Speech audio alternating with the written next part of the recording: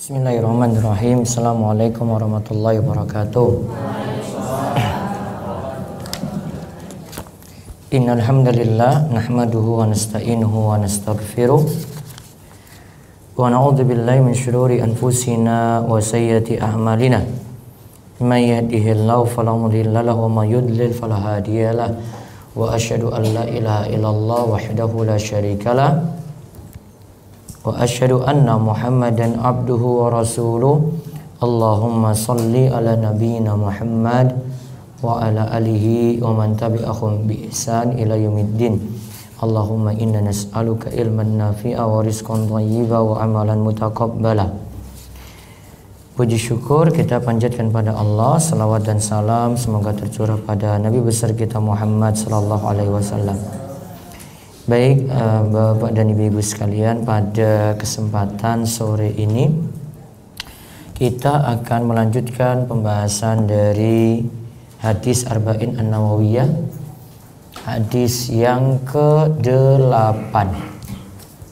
Sebelumnya telah kita kaji 7 hadis sampai pada hadis yang ke-7 tentang masalah nasihat. Ketika Nabi Shallallahu Alaihi Wasallam mengatakan ad-dinu an-nasiha, agama itu adalah nasihat. Kemudian para sahabat bertanya, qulna liman, pada siapa? Kemudian Nabi Shallallahu Alaihi Wasallam itu menjawab, lillahi wa li kitabihi wa li rasulihi wa li a'immatil muslimah wa ammatihim, yaitu mewujudkan kebaikan pada Allah, lillahi wa li kitabihi, juga pada kitabnya, wa li rasulihi, pada rasulnya, wali a'immatil muslimina, kepada pemimpin kaum muslimin. Di situ ada ulama dan umara. Lalu yang terakhir yaitu mewujudkan kebaikan pada seluruh kaum muslimin. Kali ini kita lihat hadis nomor 8, hadis Arba'in An-Nawawiyah. Al-haditsus samin, hadis ke-8. An Ibnu Umar radhiyallahu anhuma anna Rasulullah sallallahu alaihi wasallam qala, dari Ibnu Umar radhiyallahu anhuma Rasulullah sallallahu alaihi wasallam bersabda, umirtu, aku diperintah, an uqatilan nasa, untuk memerangi orang-orang, hatta yashhadu, sampai dia itu bersaksi bahwasanya tidak ada sembahan yang berhak disembah selain Allah, wa anna Muhammadar Rasulullah, dan Muhammad itu adalah utusan Allah, wa yuqimus sholata, dan menunaikan salat, wa yu'tuz zakata, dan membayar zakat. Fa idza fa'alu dzalika, jika mereka melakukan seperti itu, as-samu minni dima'ahum wa amwalahum illa bihaqqil islami wa hisabuhum 'alallahi ta'ala. Jika mereka telah melakukan hal tadi, maka darah dan harta mereka itu aman, kecuali ada hak Islam lainnya yang mereka itu langgar. Dia sudah masuk Islam namun dia bunuh orang, dia berzina, ada hukuman lain lagi. Jadi dia dihukum karena hal lain, tidak karena Islamnya. Wa hisabuhum 'alallahi ta'ala, dan hisabnya diserahkan pada Allah Subhanahu wa ta'ala. Baik, kita lihat hadisnya ini membicarakan tentang mengajak untuk bersyahadat. Kita lihat dulu penjelasan hadis. Aku diperintahkan, maksudnya adalah bahwa Allah lah yang telah memerintah beliau. Beliau tidak menyebutkan subjeknya, karena hal itu telah dimaklumi, karena yang memerintahkan dan yang melarang beliau hanyalah Allah. Dalam bahasa Arab tadi disebut umirtu.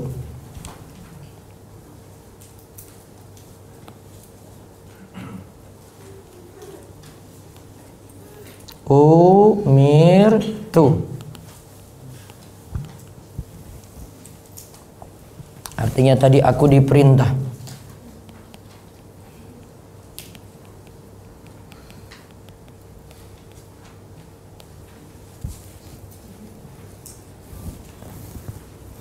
Aku diperintah. subjek nggak disebut.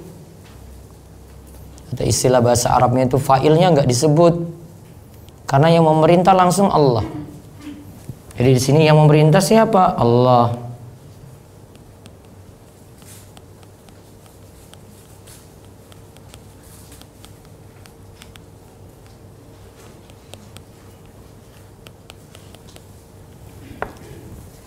Allah yang memerintah. Gak usah disebut di situ.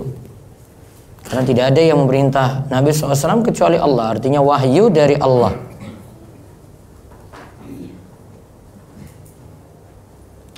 Dan perintah, kalau diperintah, ya, asalnya perintah kalau kita bicara dalam Al-Quran dan hadis, perintah itu ada dua macam.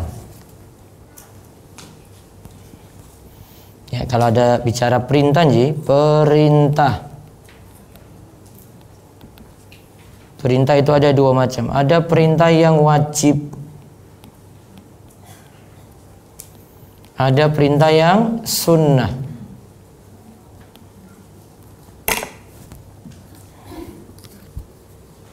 Ada perintah yang wajib. Ada perintah yang sunnah.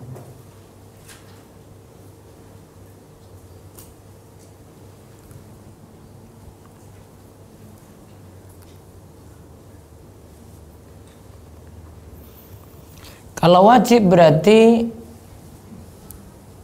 sifat perintahnya lebih tegas. Ingat ya, kalau yang wajib itu sifat perintah lebih tegas. Ditinggalkan kena dosa. Sedangkan kalau kita diperintah yang sunnah, nah itu masih bisa kita tidak lakukan, tidak dikenai dosa di situ.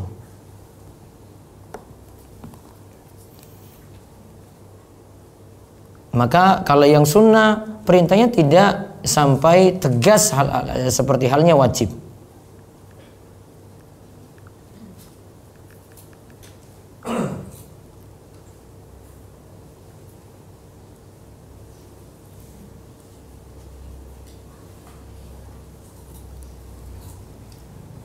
Jadi istilahnya itu kalau perintah wajib itu ada ilzamnya, penegasannya, ilzam. Kalau sunnah tidak. Dari segi pahala lebih besar mana? Wajib apa sunnah? Segi pahala bu, lebih besar mana? Lebih besar wajib. Ya, lebih besar wajib. Diprioritaskan yang mana? Wajib dulu apa sunnah? Wajib. Ya, sunnah sifatnya tambahan. Seandainya satu waktu bertabrakan wajib dan sunnah, maka didahulukan yang wajib. Di pembahasan lafaz-lafaz seperti ini urusan pembahasan usul fikih. Di ilmu usul fikih itu baru dibahas. Namun siapa yang mempelajari usul fikih harus punya dasar bahasa Arab. Kalau enggak paham bahasa Arab, nggak bisa terjun dalam usul fikih. Usul fikih itu ibarat kita itu kalau perang itu senjatanya itu. Kalau senjata ini nggak ada dan model bahasa Arabnya nggak ada, nggak bisa. Walaupun ibu baca terjemahan sekalipun, sulit untuk memahaminya. Terus ada pengertian lagi di bawahnya di buletin, memerangi manusia hingga mereka bersaksi. Ingat ya, di sini ada penegasan, bukannya dimaksud adalah membunuh non-muslim. Karena kita diperintahkan untuk berbuat baik kepada ahli zimmah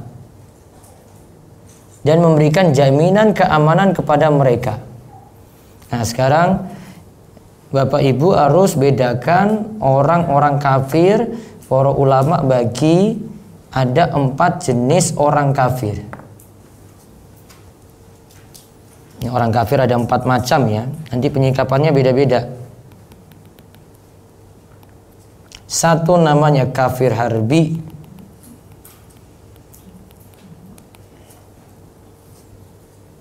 Dua kafir mu'ahad.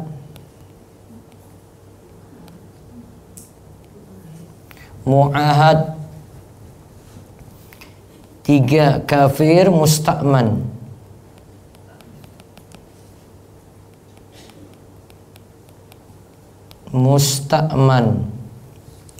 4 kafir zimmi.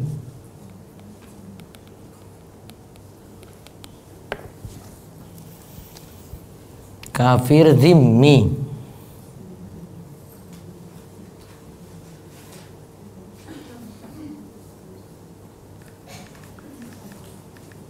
Sudah? Sudah belum Ibu? Sampun. Baik. Sekarang catat apa itu kafir 4 ini. Pertama kafir harbi, yaitu orang kafir yang memerangi kaum muslimin. Orang kafir yang memerangi kaum muslimin. Jadi sedang perang ini ya, kaum muslimin sedang perang bersama mereka. Terus yang kedua kafir mu'ahad.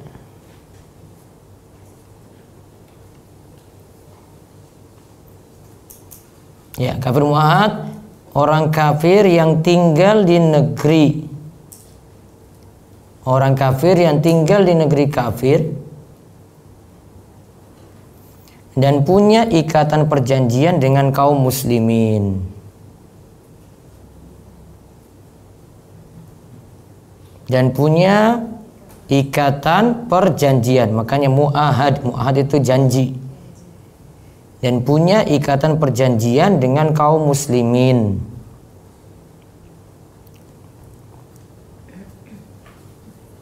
Jadi orang kafirnya di sana gitu. Namun ada hubungan kenegaraan. Ya, hubungan kenegaraan. Kita dengan mereka ada hubungan dagang, ada hubungan politik, ada perjanjian keamanan gitu. Yang orang kafirnya di sana. Terus yang ketiga kafir musta'man, yaitu orang kafir yang masuk ke negeri kaum muslimin.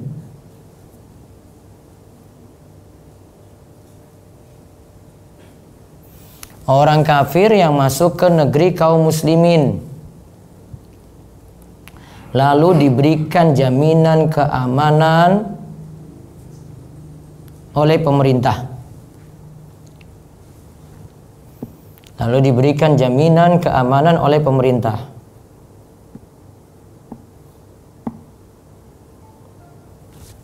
Musta'man berarti ada kata aman.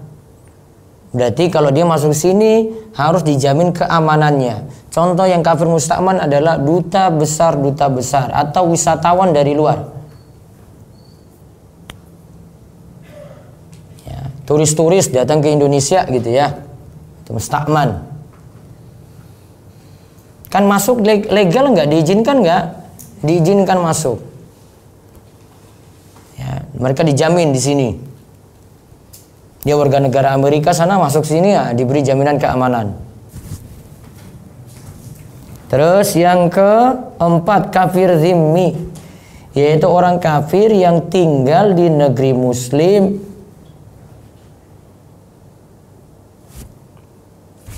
dan mereka bisa hidup bersama dengan kaum muslimin. Dan mereka bisa hidup bersama dengan kaum muslimin. Nah, coba perhatikan. Tetangga ibu yang non muslim masuk kafir yang mana? Nah, ini salah golongkan ini nanti diperangi itu malahan dia, coba lihat dulu. Dia bilang, wah saya tetangga dengan kafir harbi. Coba dia ngomong kayak gitu coba. Tetangga saya kafir harbi Ustadz. Berarti perang terus kamu tiap hari. Salah golongkan orang kafir, salah itu. Nah, satu yang pertama itu yang tidak boleh, satu yang pertama itu sangat tidak boleh didukung. Mendukung mereka tidak boleh sama sekali itu. Ya, karena lagi perang kan? Lagi perang. Terus yang 2, 3, dan 4 apa? 2, 3, dan 4 tadi? mu'ahad, terus musta'man, terus kafir dhimmi. Nah, 3 ini, nomor 2, 3, 4 itu tidak boleh diganggu dan tidak boleh dibunuh. Yang 2, 3, dan 4 tidak boleh diganggu, tidak boleh dibunuh. Tidak boleh ada bilang perang dengan mereka, itu nggak boleh.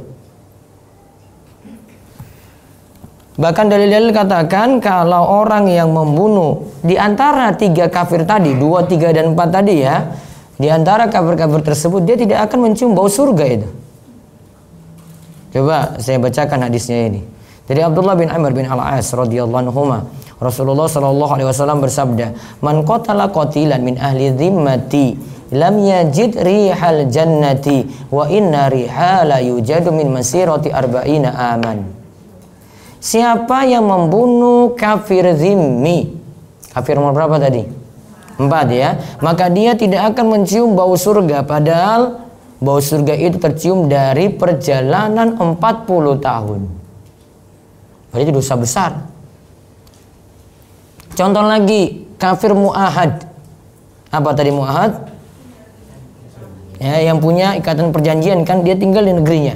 Nah, di sini kata Nabi SAW, "Man qatala mu'ahadan lam yarah raihatal jannah wa inna rihatu jadu min masirati arba'ina aman." Siapa yang membunuh kafir mu'ahad, ia tidak akan mencium bau surga, padahal sesungguhnya bau surga itu tercium dari perjalanan 40 tahun. Kemudian kafir musta'man juga demikian. Disebutkan dalam At-Taubah ayat 6, "Wa in ahadun minal musyrikin nastajaraka fa'ajirhu hatta yasma' kalam Allah summa ablighuhu ma'manahu dzalika bi annahum qaumul la ya'lamun." Dan jika seorang di antara orang musyrikin itu meminta perlindungan kepadamu, berarti minta jaminan keamanan kepadamu, maka lindungilah ia supaya ia sempat mendengar firman Allah. Jadi biarkan mereka masuk, berikan rasa aman, tidak diganggu ya, sehingga mereka nanti kalau dengar tentang Islam mereka tertarik untuk masuk Islam.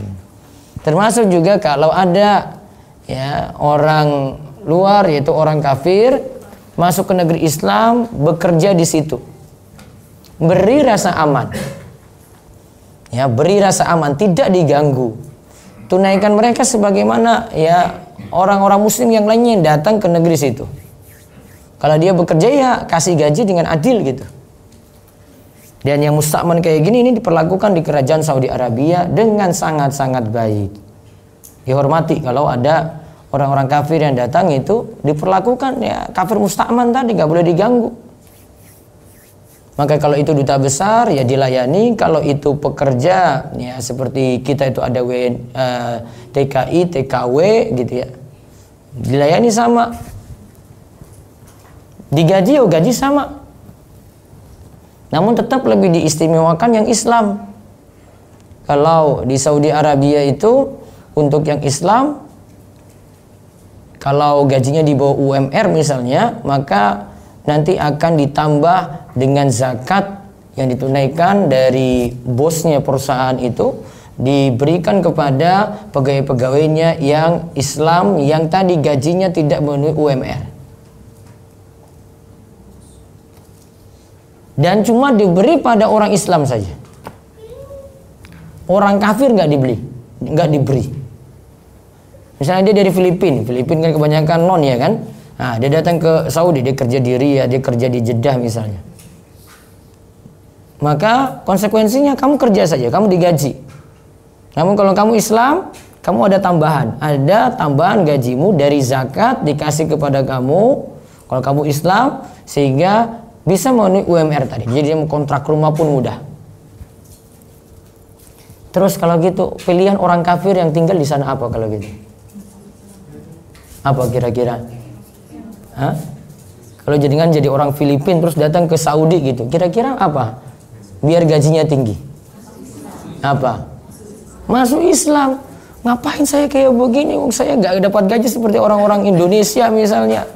Orang Indonesia sudah Islam, gajinya tambah. Saya cuma masuk Islam aja kok.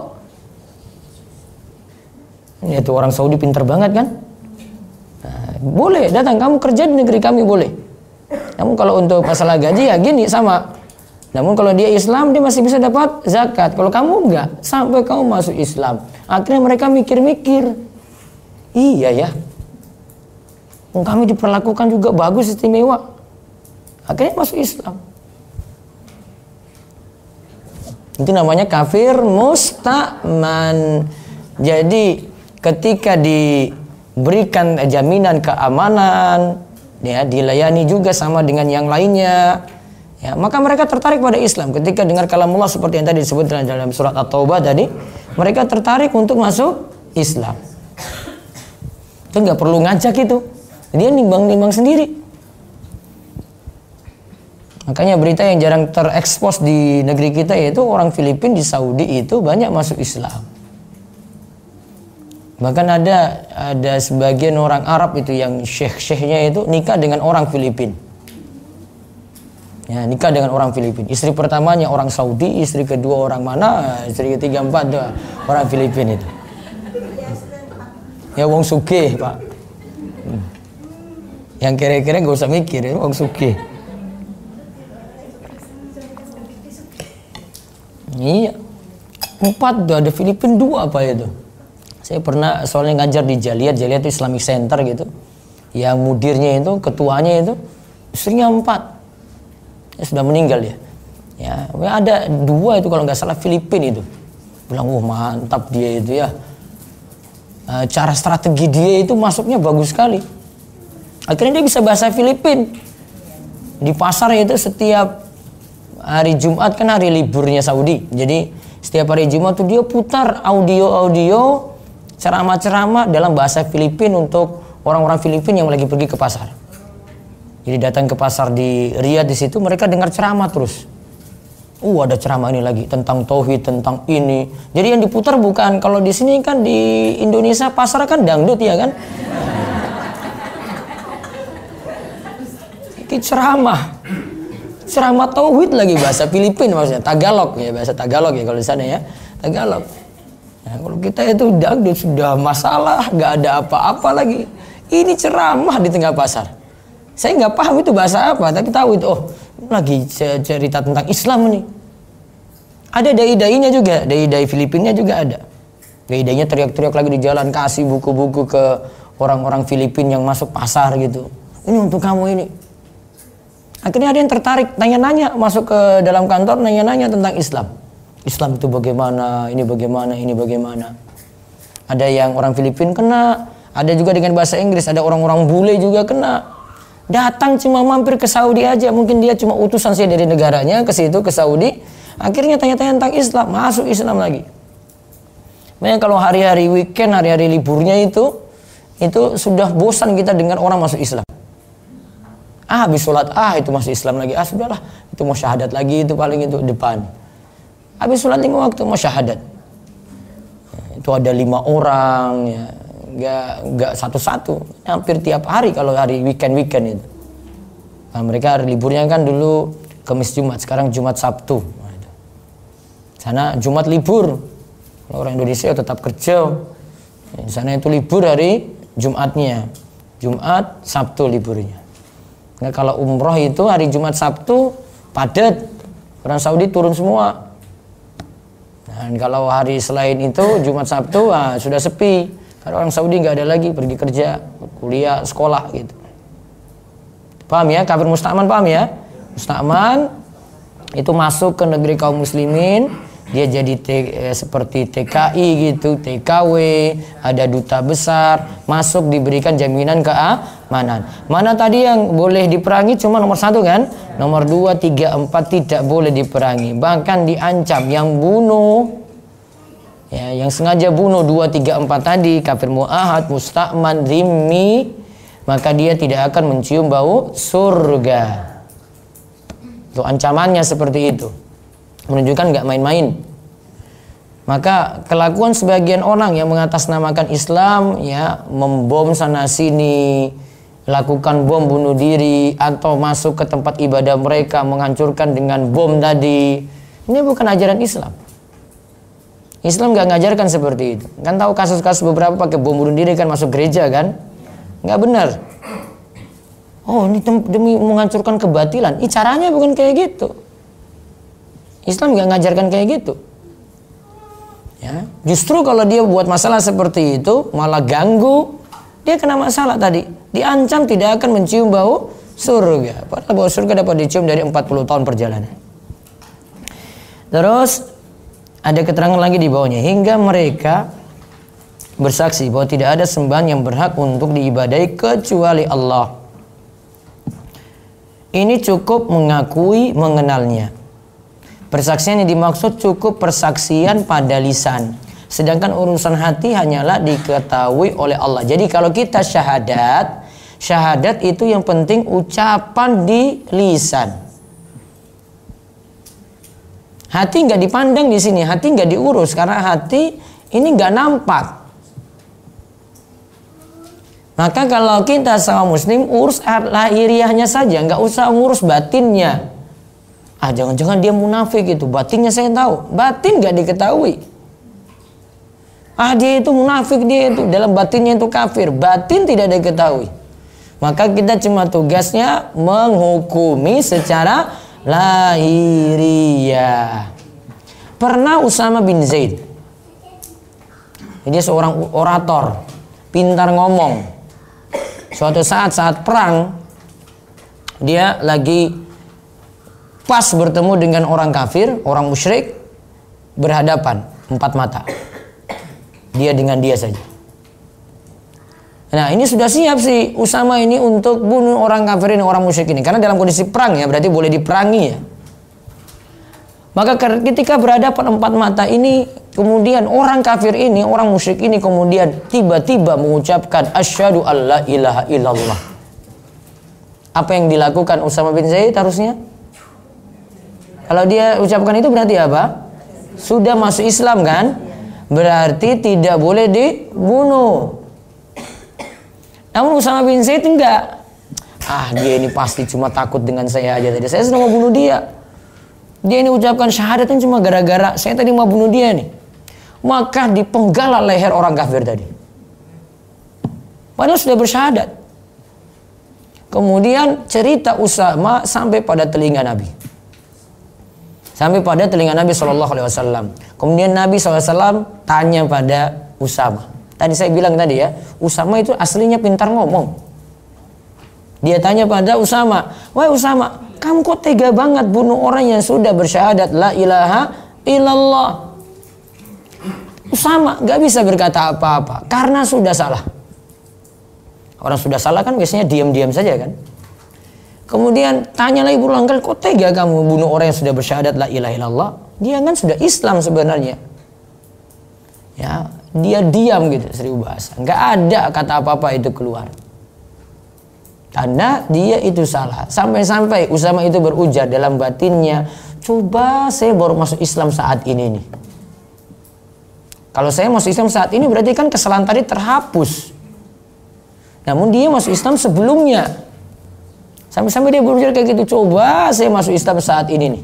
Ngaku salah. Pelajarannya, Imam Nawawi dalam Riyadhus Shalihin membawa cerita Usama bin Zaid ini. Dalam pembahasan beliau katakan dalam bab seorang itu dihukumi secara lahiriah saja, kita tidak perlu mengurus batinnya. Kecuali ada indikasi ya.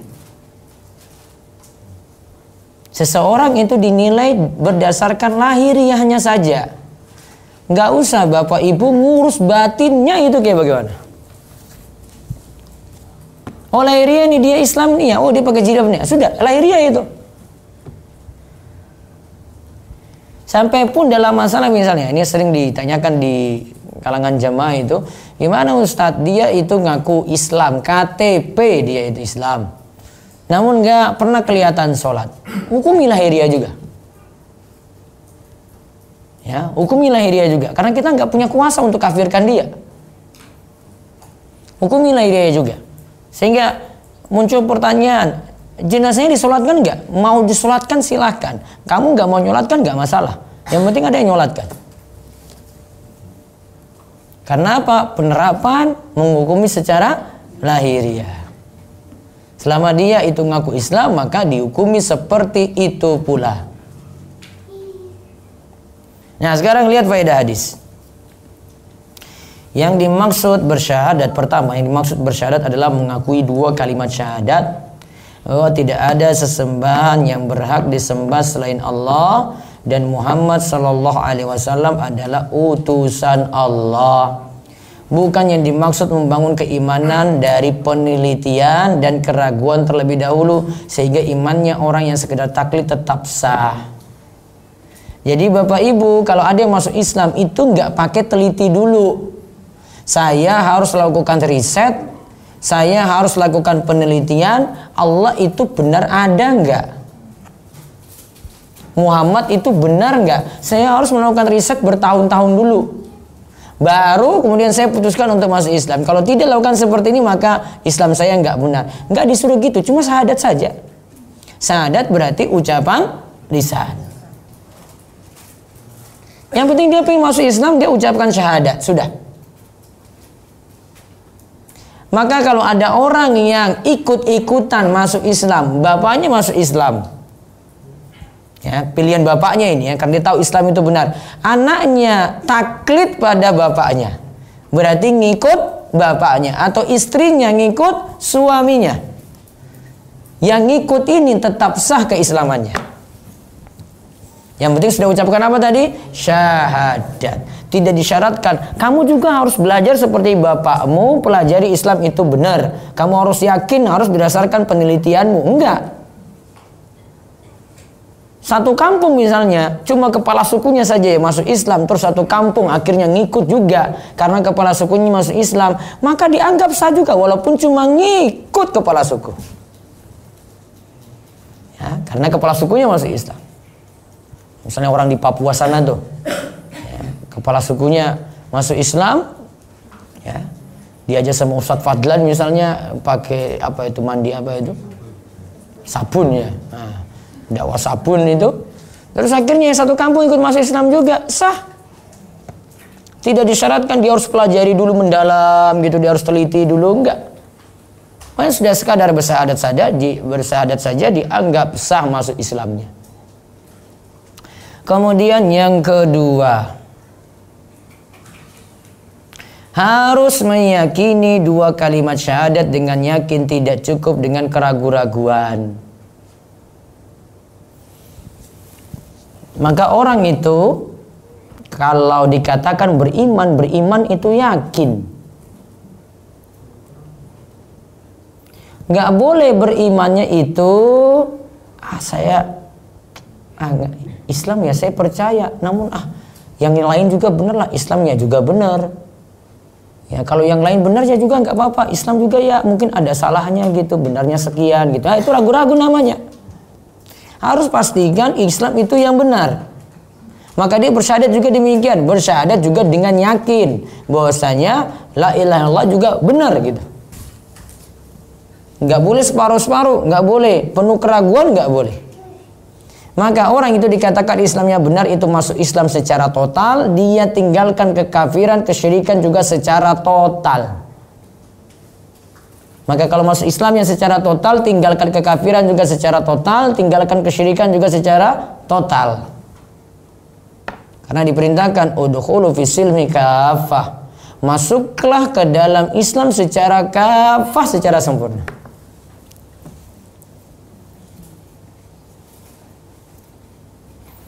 Kemudian faedah hadis ketiga. Hadis ini menunjukkan agungnya sholat. Karena sholat merupakan rukun pokok dari rukun Islam yang ada. Begitu juga di sini menunjukkan agungnya zakat. Di sini saya sebut dengan rukun pokok. Rukun Islam ada berapa? 5 ya. Dari 5 ini ada 2 yang pokok. Dan ini akan berulang terus tiap harinya.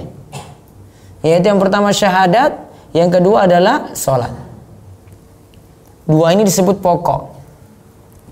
Karena sampai disebutkan oleh Nabi SAW sendiri, juga para sahabat, tentang orang yang meninggalkan sholat itu sampai dikatakan kafir, itu ya cuma karena ini masuk pokok tadi dari rukun Islam. Seperti sabda Nabi SAW, al-ahdu alladhi bainana wa bainahum as-sholat faman taroka faqad kafar. Perjanjian orang muslim dan orang kafir yaitu mengenai perkara sholat, siapa yang meninggalkan sholat maka dia kafir. Ada perkataan lagi dari Umar. Ada lagi perkataan dari Umar, la islama liman tarokas sholah. Tidak ada Islam bagi orang yang meninggalkan sholat. Atau ucapan yang lainnya, riwayat yang lainnya sebutkan, la hadza fil Islam liman tarokas sholah. Tidak ada bagian dalam Islam bagi orang yang meninggalkan sholat. Maka disebut pokok ya, syahadat. Setelah itu apa? Sholat. Nah, di sini disebutkan zakat juga. Namun puasa belum disebutkan, haji belum disebutkan. Coba tadi perhatikan, apa yang disebut? Baru syahadat, terus sholat, terus zakat. Puasa dan haji belum. Di sini tidak menunjukkan, nah puasa dan haji berarti tidak diwajibkan. Dalam hadis yang lain ada kelengkapannya. Namun di sini kenapa tidak disebutkan puasa dan haji itu baru belakangan jadi wajib? Sedangkan untuk syahadat sudah barang tentu itu awal, terus sholat itu ketika peristiwa Isra dan Mi'raj. Zakat itu sebenarnya sudah dari Nabi SAW di Mekah, namun kewajibannya itu ketika Nabi itu di Madinah. Pensyariatannya sudah ada di Mekah sebelum hijrah. Namun kalau zakat ya pasti wajibnya itu ketika di Madinah. Ketentuan-ketentuannya ada nisab, ada haul. Nah, itu ketika pindah ke Madinah. Nah, namun ingat, zakat ini punya ketentuan. Karena Nabi SAW pernah ingatkan Mu'adz ketika diutus ke Yaman. Ini hadisnya sudah kita bahas kemarin nih ya, Mu'adz ini ya. Ketika dakwah la ilaha illallah di kitab Tauhid. Mu'adz diutus ke Yaman. Ketika itu Nabi SAW katakan pada Mu'adz setelah mengajak umat untuk bertauhid, mengerjakan sholat, ya, membayar zakat. Nah, sama dengan ini, bayar zakat juga. Ya, kerjakan sholat, bayar zakat. Kemudian setelah suruh bayar zakat, namun diingatkan oleh Nabi SAW. Ya, diingatkan oleh Nabi. Yang pertama beliau katakan, hati-hati dengan harta berharga mereka. Wa iyyakum biqara'ima amwalihim. Hati-hati dengan harta berharga mereka. Terus Nabi SAW katakan, ittaqu da'watal mazlum. Hati-hati dengan doa orang yang terzalimi. Karena antara dia dengan Allah itu tidak ada hijab, tidak ada penghalang. Itu artinya terkabul. Maka awalnya Nabi kan sebut, tu'khadhu min agniyaihim faturaddu ala fuqaraihim. Ambil zakat itu dari orang-orang kaya, kemudian salurkan pada orang-orang miskin di tempat itu juga. Kalau itu diambil di Yaman, maka disalurkan juga di Yaman. Kalau itu diambil di Gamping, maka disalurkan di mana? Gamping dulu. Kalau ada di Gamping Tengah, berarti Gamping Tengah dulu. Nggak kasih ke Mejing sini. Lokal dulu, lokal. Lokal dulu dipenuhi, ya, baru salurkan di luar. Nah, di situ disebut tu'khadhu min agniyaihim. Diambil dari orang kaya. Siapa yang dimaksud di sini yang diambil? Yang sudah terpenuhi syarat zakat. Kalau tidak terpenuhi maka tidak dikatakan wajib. Standar kayanya apa, Ustadz? Nah, kalau standar kaya untuk zakat beda. Standar kaya untuk zakat ketentuannya ada. Apa ketentuannya? Ingat ya, kalau hartanya sudah kita bahas harta tertentu. Yang jelas ketentuannya adalah satu, memenuhi nisab. 2 telah mencapai haul. 2 telah mencapai haul.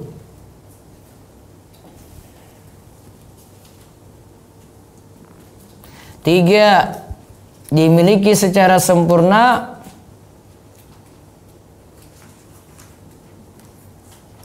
4 termasuk harta yang berkembang.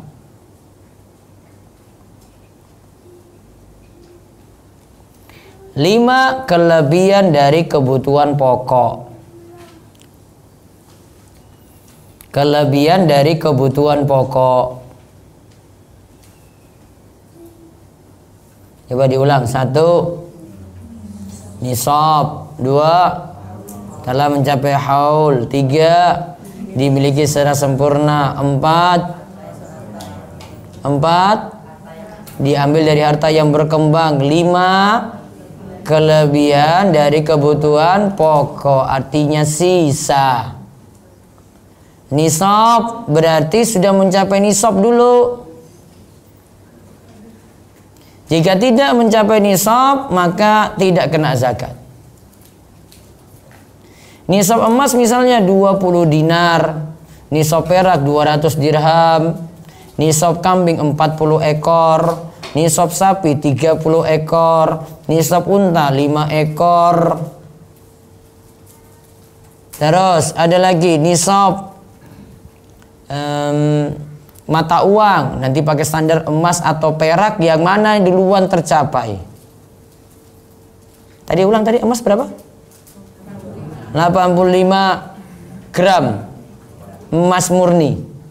20 dinar sama dengan 85 gram emas murni. Kalau bilang emas murni, Ustadz saya emasnya nggak sampai murni gimana? Nah, sesuaikan saja nilainya.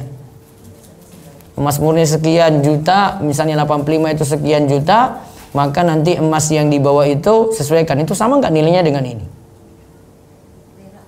Perak 200 dirham sama dengan 595 gram perak. 595 gram perak.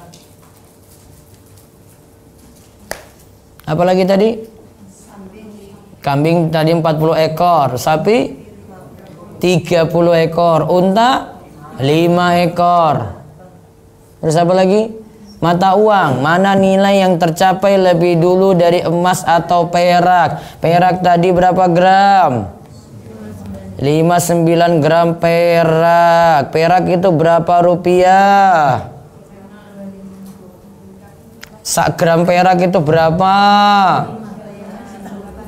25 gimana Bu? Cuma 8.000. Nggak percaya ya.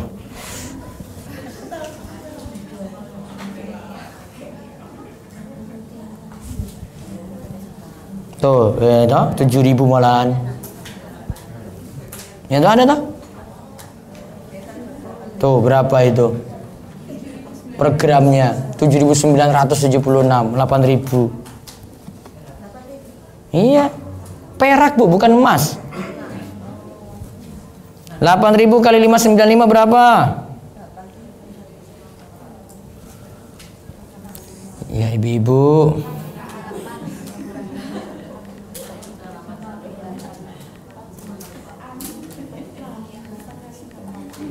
Kali 595 4,8 lah, 4.760.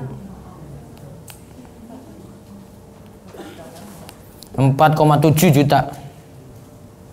Sekarang emas tadi berapa gram?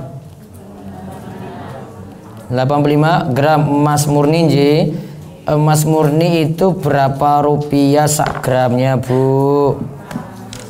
Nah, ini saya carikan ya biar besok nanti beli emasnya harus ngerti harganya ini Bu. Wih, saya kira mahal ya. 685 ya. Tuh 685 itu. Aduh, coba saya nabung emas dari dulu ya. 85 kali 685. Mahal sekali emas ya, 58 juta. Ya Allah. Kenapa bisa jatuh ya? Berarti ibu jual emas sekarang naik gitu loh, Bu. Jual emas saja sekarang. Naik terus tuh tadi itu. 58 ya. 4,7 dibanding berapa tadi? 58 juta. Coba 4,7 dibanding berapa? 58. Tadi kan saya kalimatnya, kalau mata uang adalah mana yang dicapai terlebih dahulu dari emas dan perak. Ibu capai mana lebih dahulu berarti? Perak. Berarti nisabnya mata uang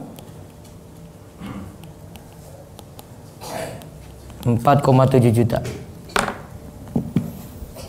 Sudah mencapai itu berarti kena zakat. Tidak mencapai itu berarti tidak kena zakat.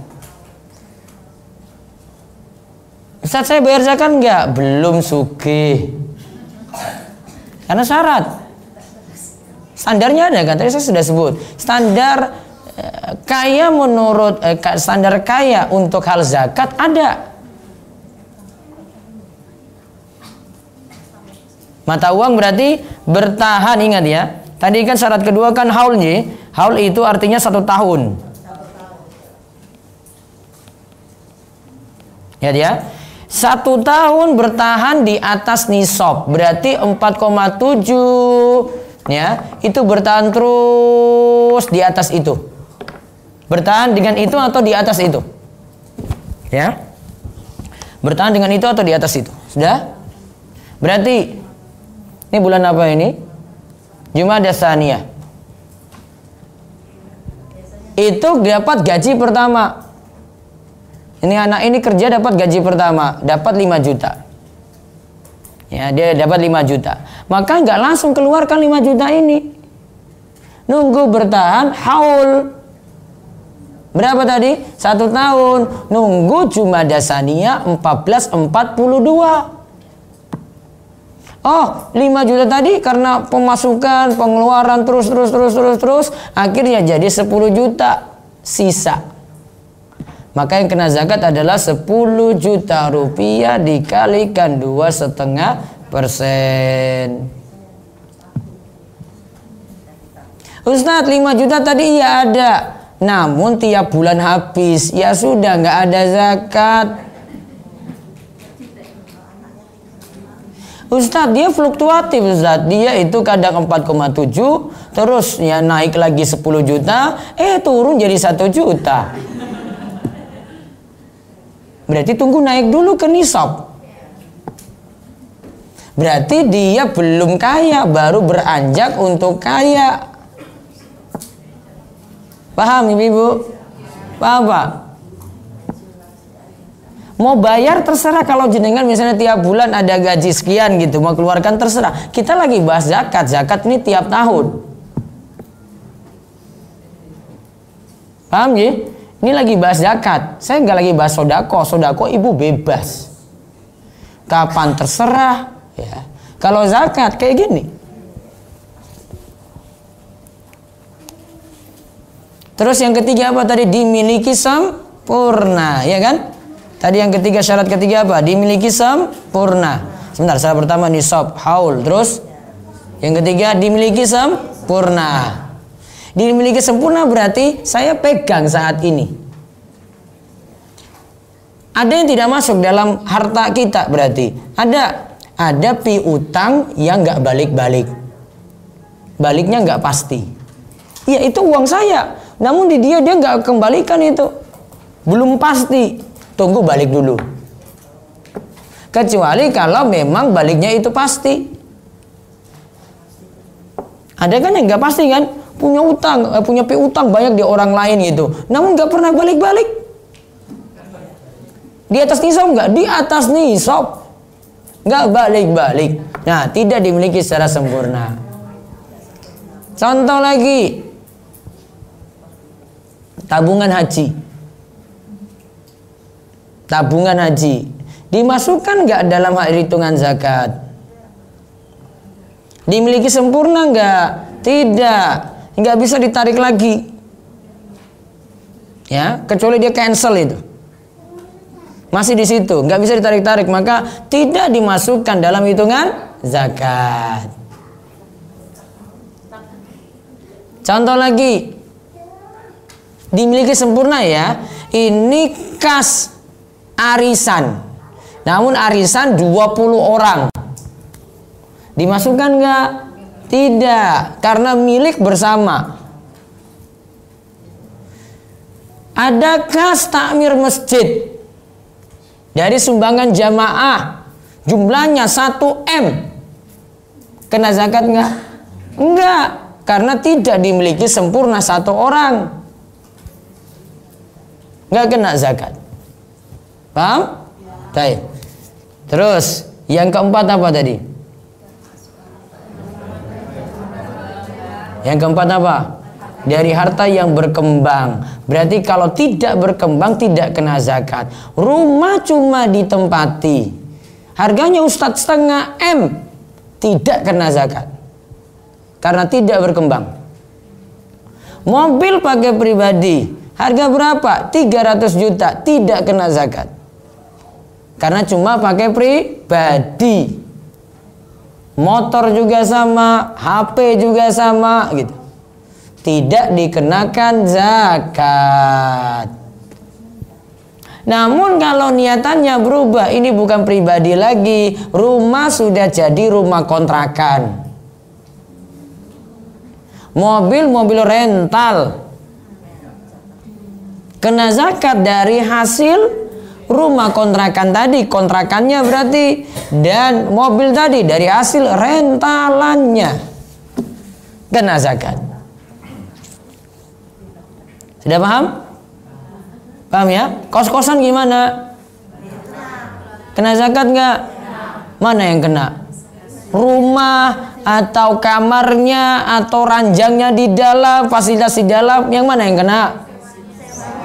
Hah? Mana yang berkembang? Hasil sewanya.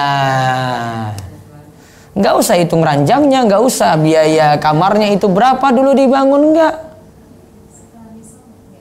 Hah? Biasanya orang bangun kos-kosan itu wes sugih itu. Ya, wes sugih berarti tunggu 1 tahun, setahun langsung bayar. Ya, tunggu setahun langsung bayar. Dia nggak perlu nunggu-nunggu nisab, itu sudah modal sudah banyak gitu. Iya kan? Sudah banyak. Baik. Yang kelima apa syaratnya? Di luar kebutuhan pokok, kelebihan dari kebutuhan pokok. Artinya pakai dulu, kalau punya gaji pakai dulu untuk kepentingan pribadi. Maka zakat itu cuma dari sisa saja. Bukan Bapak Ibu dapat gaji langsung kotornya dizakati 2,5%. Bukan. Islam gak ngatur kayak gini. Karena ada barangkali yang punya gaji, ya, dia gaji itu besar 10 juta. Namun karena dia hidup di kota besar, biaya kontraknya itu 5 juta misalnya. Terus biaya hidupnya 3 juta, bayar utang 1 juta, sisa 1 juta. Makan di kota besar gak cukup. Mau suruh bayar. Suruh bayar zakat. Mau untuk kebutuhan saja dia tidak cukup. Maka tidak kena zakat. Kelebihan dari kebutuhan apa? Pokok. Ustaz, kalau tidak ada kelebihan dari kebutuhan pokok gimana? Berarti tidak kena zakat. Mudah banget pahaminya. Itu zakatnya ya. Taib. Terus keempat, Imam Ahmad berpandangan dengan hadis ini bahwa meninggalkan sholat itu kafir. Hal ini berbeda dengan pendapat jumhur atau kebanyakan ulama. Para sahabat dan tabi'in menganggap meninggalkan sholat amat berbahaya. Bahkan mereka mengatakan orang yang tidak sholat bukanlah muslim. Ibnu Zanjawai mengatakan Amr bin Ar-Rabi' telah menceritakan pada kami. Dia berkata Yahya bin Ayyub telah menceritakan kepada kami. Dia berkata dari Yunus, dia berkata dari Ibnu Syihab. Beliau berkata Ubaid bin Abdullah bin Utbah berkata bahwa Abdullah bin Abbas mengabarkannya dia mendatangi Umar bin Khattab. ketika beliau ditikam atau dibunuh di masjid. Lalu Ibnu Abbas berkata, aku dan beberapa orang di masjid membawanya Umar ke rumahnya. Ibnu Abbas berkata, lalu Abdurrahman bin Auf diperintahkan untuk mengimami para jamaah. Kemudian beliau berkata lagi, tatkala kami menemui Umar di rumahnya, maut hampir menghampirinya. Beliau tetap dalam keadaan tidak sadar hingga semakin parah. Lalu tiba-tiba beliau sadar dan mengatakan, apakah orang-orang sudah melaksanakan sholat? Maka Ibnu Abbas berkata, kami menjawab, iya sudah. Lalu Umar ingatkan, la islama liman tarokas sholat. Orang yang meninggalkan sholat bukanlah muslim. Dari jalan yang lain Umar berkata, wala hadda fil islami liman tarokas sholat. Tidak ada bagian dalam Islam bagi orang yang meninggalkan sholat. Lalu Umar meminta air wudhu. Kemudian beliau itu berwudhu dan sholat. Padahal baru saja ditikam dan itu keadaan sudah sangat-sangat parah, namun tetap masih memperhatikan sholat subuh. Nah, Umar berkata seperti itu ketika banyak sahabat Nabi yang hadir. Gak ada yang protes kalimat dari Umar. Gak ada yang katakan bahwasanya, Umar kamu salah, kok bilang kamu itu kafir, orang yang tidak mengerjakan sholat. Gak ada yang protes Umar ketika itu. Menunjukkan perkataan Umar itu boleh diambil saat itu. Terus mereka semua tidak mengingkari apa yang dikatakan oleh beliau. Terus Yahya bin Ma'in mengatakan, dikatakan kepada Abdullah bin Al-Mubarak, orang-orang mengatakan, barang siapa tidak berpuasa Ramadan dan tidak menaikkan sholat setelah mengakui kewajibannya, maka dia adalah mukmin yang sempurna imannya. Lalu Abdullah bin Al-Mubarak mengatakan, kami tidaklah mengatakan seperti yang mereka katakan. Barang siapa meninggalkan sholat dengan sengaja tanpa alasan sampai dia memasukkan satu waktu ke waktu lainnya, maka dia itu kafir. Berarti meninggalkan sholat saja dengan sengaja menurut para ulama dulu dikatakan kafir. Terus Abu Abdullah Muhammad bin Nasr mengatakan, aku mendengar Ishaq bin Rohawai berkata, telah sahih dari Nabi SAW meninggalkan sholat adalah kafir. Maka cukup ini peringatan saja untuk diri pribadi dulu. Gak usah kafirkan orang. Nanti lihat ibu-ibu atau bapak lihat orang yang gak sholat, oh memang kafir kamu itu, kafir tenan ya itu. Finar kamu, neraka kamu itu. Enggak. Nasihat untuk pribadi dulu, ingatkan keluarga juga kayak gitu. Walaupun ulama katakan kayak gini, ancaman besar itu mereka waktu itu.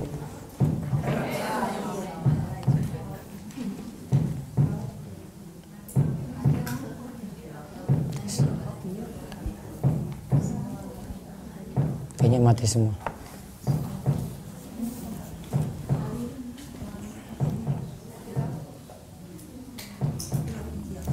Kayaknya lanjut aja nggak apa-apa. Tes masih bisa Pak. Baterai. Ah, tadi. Ya. Sudah mau selesai kok Bu. Terus kelima, dalam hadis ini disebut rukun Islam yang 3, yaitu mengucapkan 2 kalimat syahadat, mendirikan sholat, dan menunaikan zakat.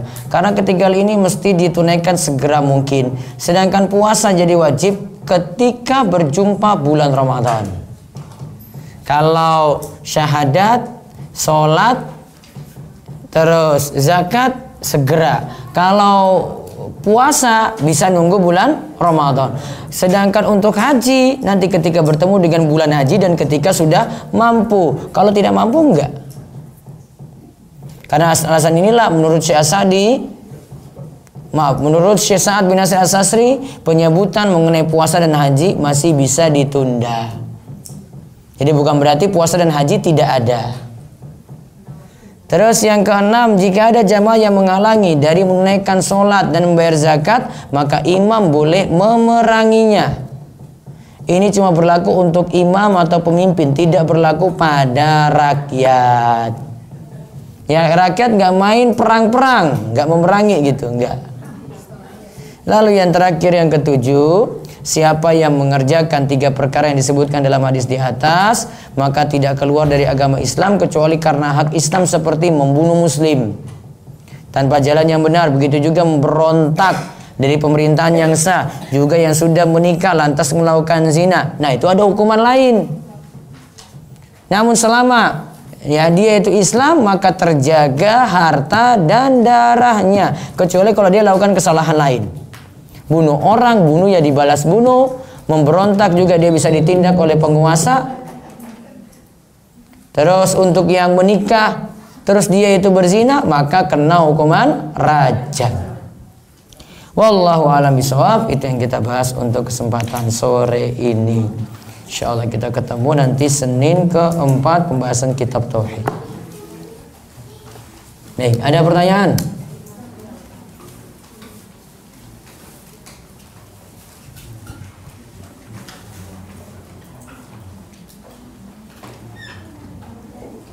Besok ada kajian di Masjid Kampus UGM bahas Dajjal. Nanti ada pembagian buku gratis, silakan bisa hadir. Bukunya terbatas hanya 700 buku.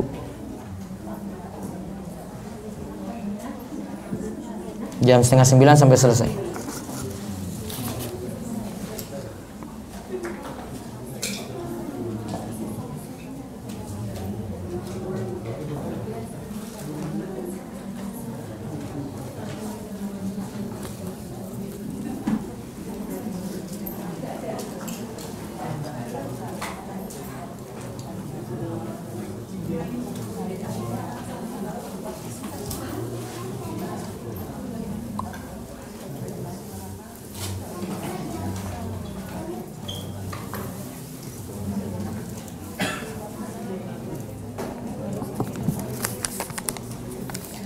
Selasa juga ada kajian di Masjid Agung Sleman ba'da asar jam 4 sampai selesai.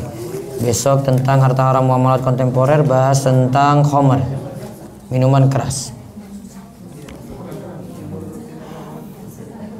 Bagaimana kalau hasil kami hanya dari usaha kos-kosan dan alhamdulillah hasil tiap bulan cukup banyak, namun dari hasil kos-kosan tersebut kami gunakan tiap bulannya untuk membiayai orang tua, saudara-saudara yang sedang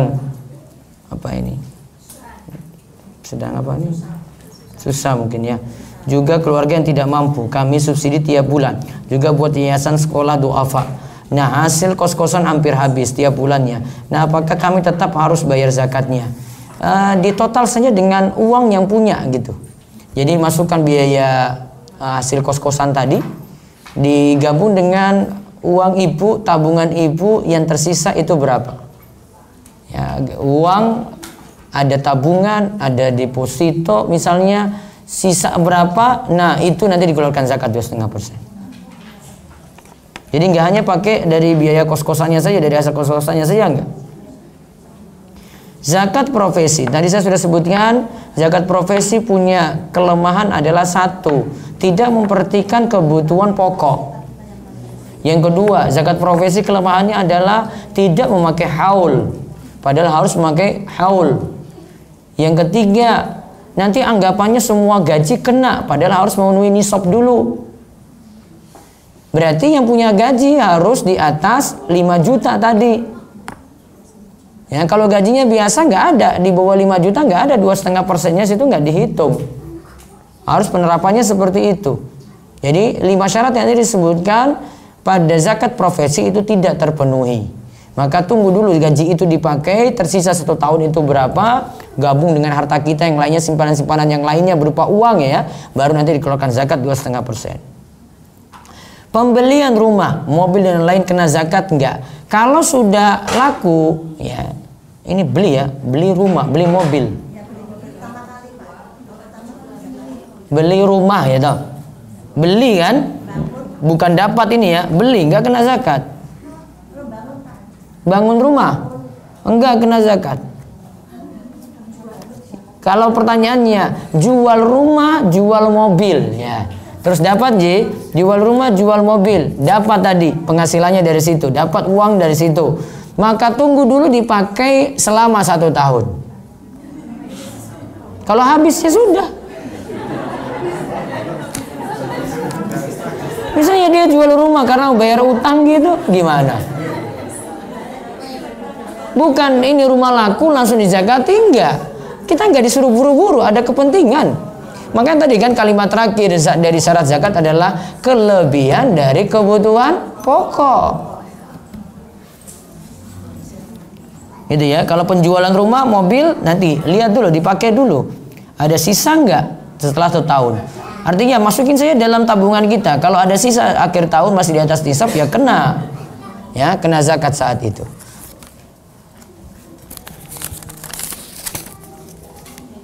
Kafir harbi, kafir memerangi muslim. Kemudian apa yang kami lakukan melihat saudara kita dizolimi seperti di Uighur? Cuma bisa banyak berdoa. Karena itu tugasnya pemerintah untuk kesana gitu. Kita cuma bisa banyak berdoa. Wallahu a'lam. Yang jelas masalah Uighur itu masalah kompleks. Jangan cuma mengira itu penindasan saja. Itu sudah sejak lama itu. Dan itu kepentingan negara. Ya, ada yang mau memberontak kemudian diisolasi kayak gitu. Itu ada masalah-masalah lain. Itu bukan hanya masalah Islam di situ. Itu begitu kompleks masalahnya, sudah bertahun-tahun, itu sudah berpuluh-puluh tahun, ratusan tahun masalah itu ada. Jadi berpikirnya lebih ini lagi, jangan terlalu termakan isu-isu macam-macam gitu loh. Dan saya kurang pas juga kalau ada yang nyatakan kalau virus corona itu ya dikaitkannya lagi dengan Uighur. Belum tentu juga. Ya, belum tentu juga seperti itu. Masalah begitu kompleks, dan masalah virus masalah lain lagi gitu. Gak usah perlu kaitkan gitu. Dan juga kalau mau nyatakan orang-orang muslim di sana itu nggak kena, belum tentu juga. Itu berita sepihak. Ada berita-berita lain juga perlu dicek gitu loh. Jadi kalau ibu baca berita nggak boleh ditelan mentah-mentah. Ya, berita itu cuma mengambil potong-potong sebagian. Dia kan keteliti di sana. Ya, karena orang muslim di sana juga banyak, di Cina itu banyak gitu. Ya, nggak hanya baca dari sebuah berita kemudian simpulkan seperti itu, orang muslim nggak kena virus corona. Siapa bilang? Belum tentu. Coba cek dulu berita baik-baik. Ya, jadi berpikirnya lebih ini lagi, harus lebih cross check, lebih mendalam gitu. Gak mudah-mudahan terima berita mentah-mentah. Wallahu a'lam bishawab. Demikian yang kita bahas, mudah-mudahan manfaat dan Allah terus bimbing kita untuk terus beramal soleh dan terus memperbaiki iman kita dan ketakwaan kita pada Allah. Demikian kita tutup dengan doa kafaratul majlis. Subhanakallahumma bihamdik, asyhadu an la ilaha illa anta, astaghfiruka wa atubu ilaik. Assalamualaikum warahmatullahi wabarakatuh.